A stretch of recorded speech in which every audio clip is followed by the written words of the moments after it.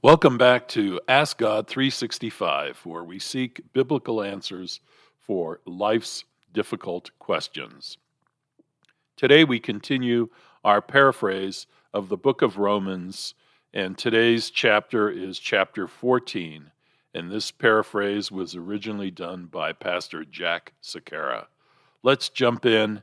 Our first title and section of chapter 14 is entitled Christian Relationships, and we start with verse 1.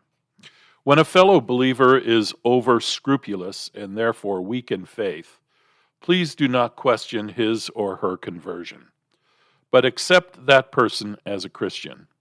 For we all come from different backgrounds, such as Jewish or Gentile, and therefore do not think alike when it comes to the Christian walk. For example, one believer may feel it is all right to eat anything, while another, whose beliefs are somewhat less informed, will eat only vegetables. The Christian who feels he can eat anything must not look down on the one who doesn't feel that way. Likewise, the one who won't eat certain things must not condemn the believer who does. After all, both believers are equally accepted in God's sight. The next section is entitled Judging One Another. Starts with verse 4.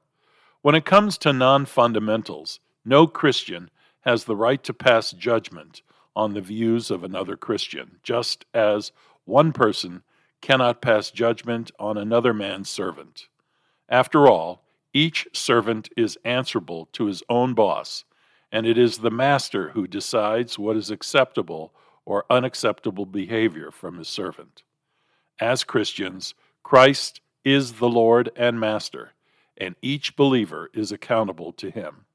For instance, a Christian of Jewish background may be particular about observing the feast days of the Old Testament, while another, being a Gentile, makes no distinction between feast days and other days.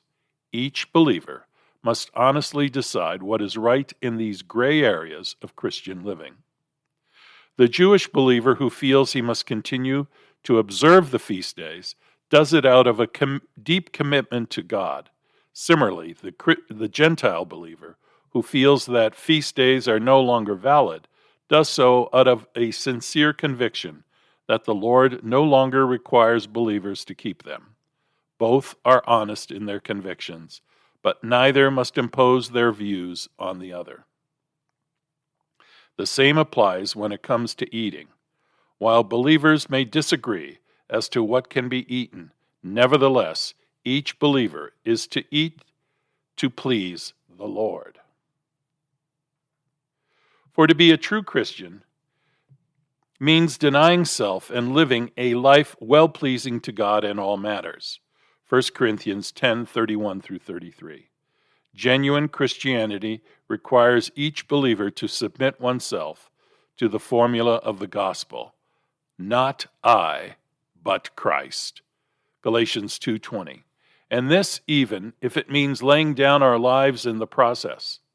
In other words, whether we live or die, a true Christian is completely committed to the will of God. The cross of Christ demands such an attitude, since Christ redeemed us by his death and resurrection, so that we may be totally belong to him in life and in death.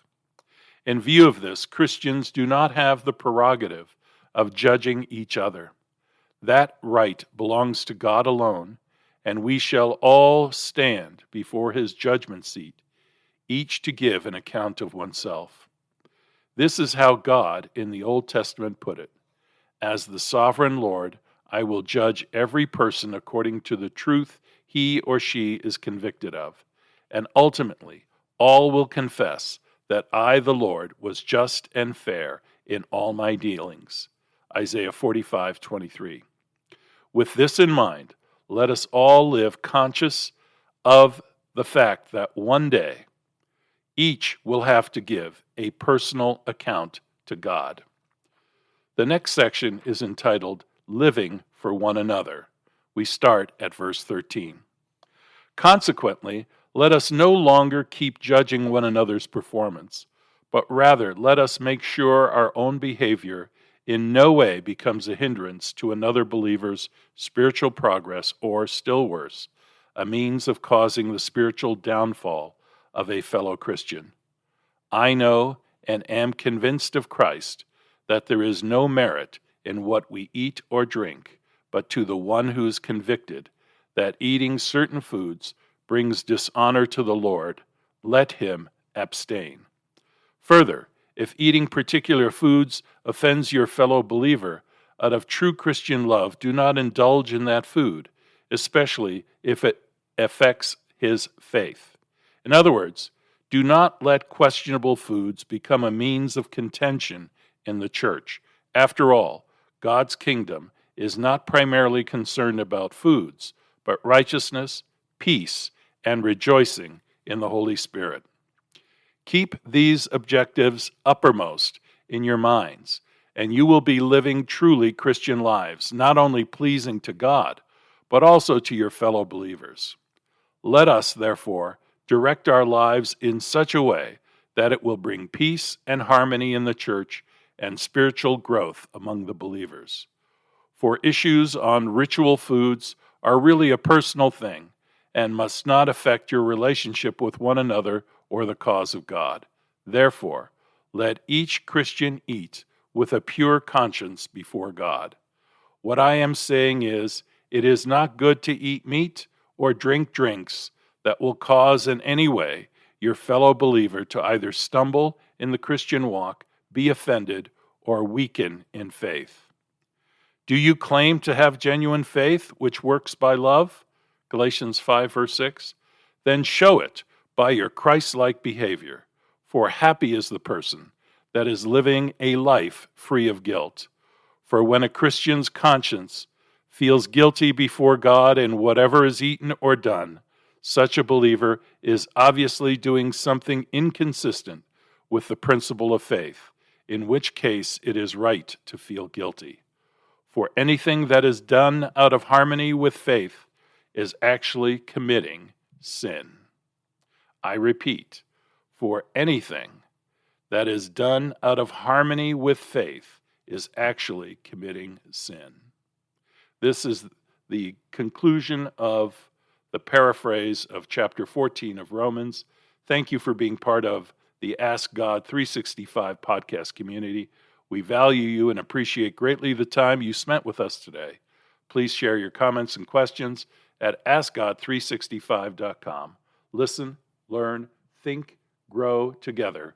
Ask God to 365, where we seek answers to life's difficult questions.